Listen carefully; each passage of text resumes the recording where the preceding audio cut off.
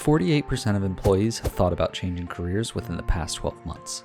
Imagine almost half your workforce jumping ship. There's always going to be some who leave, but turnover can cost a company thousands, if not millions of dollars. Luckily, those employees who are most committed to an organization are 87% less likely to leave. That's why companies need to strive for that commitment to retain employees, and they can do this through employee engagement.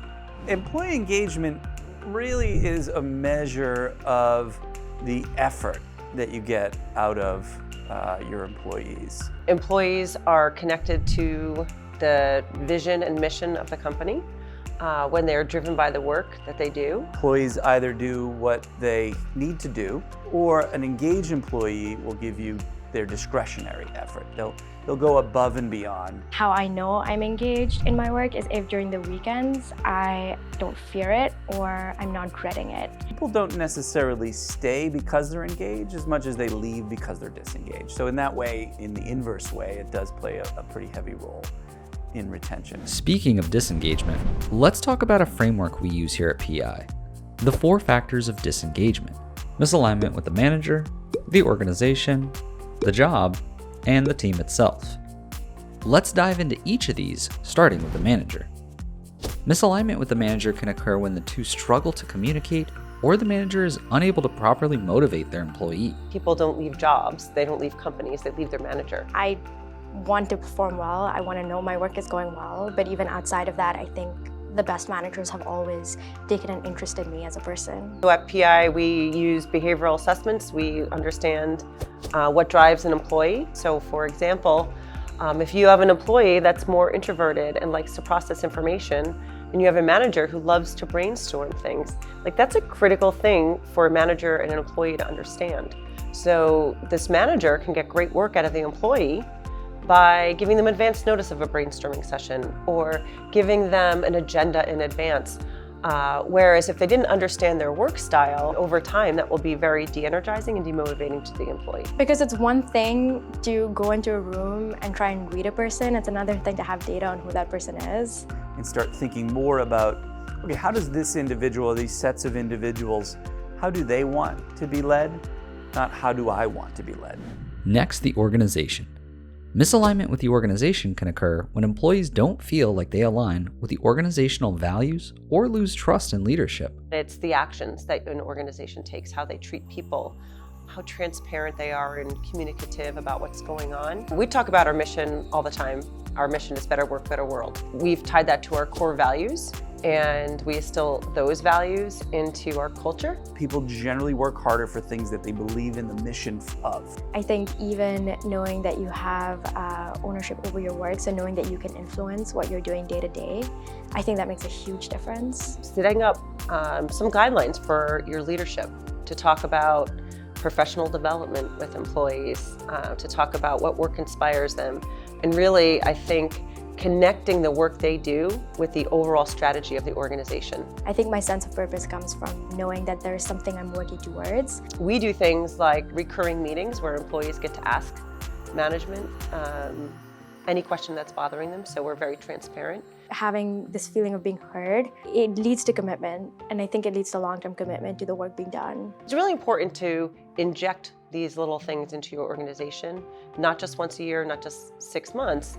but find ways that work for your organization to allow the bidirectional communication between employees and leadership. Next, the job.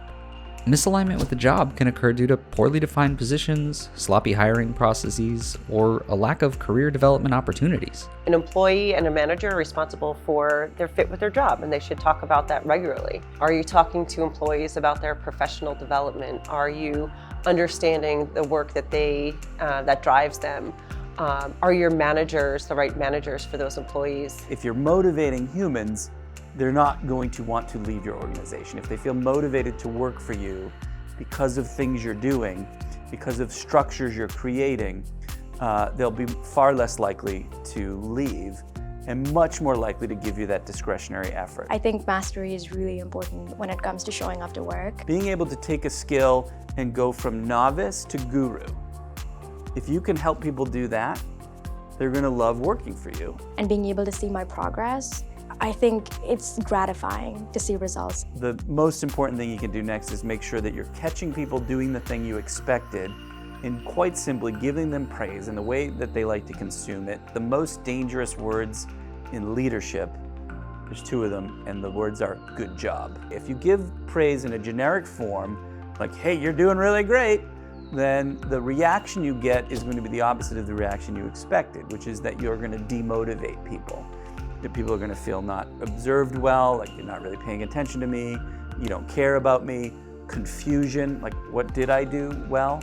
So when you're giving praise, make sure you give it as much specificity as possible. And finally, the team.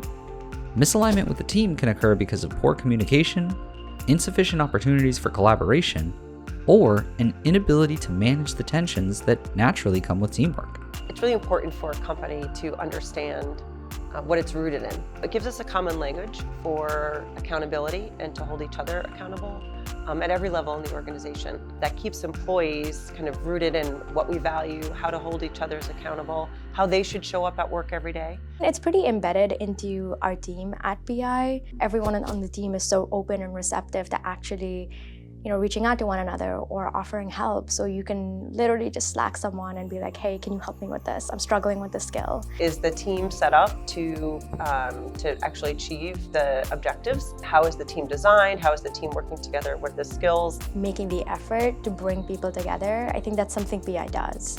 Feeling a sense of community, it starts there. There are many factors to consider, so it can be overwhelming, but you don't have to account for all of them at the same time. It's first critical to understand your engagement, so measure it. Give an engagement survey. Something that is annual or biannual that gives you a baseline measure of your whole organization and the individual teams on it. Give pulse surveys. So these are questions that get asked of employees 1 or 2 times a week. More important than the tools, in my opinion, is that you develop a action-oriented process. The worst thing you can do is take an employee engagement survey and visibly do nothing. A few years ago, it was the employer's choice in terms of who they hired. It's not the case anymore, so talk to your people, find out where they're at, meet your employees where they are. If you're looking for retention, pay attention. Keep your employees top of mind by checking out our great retention guide today.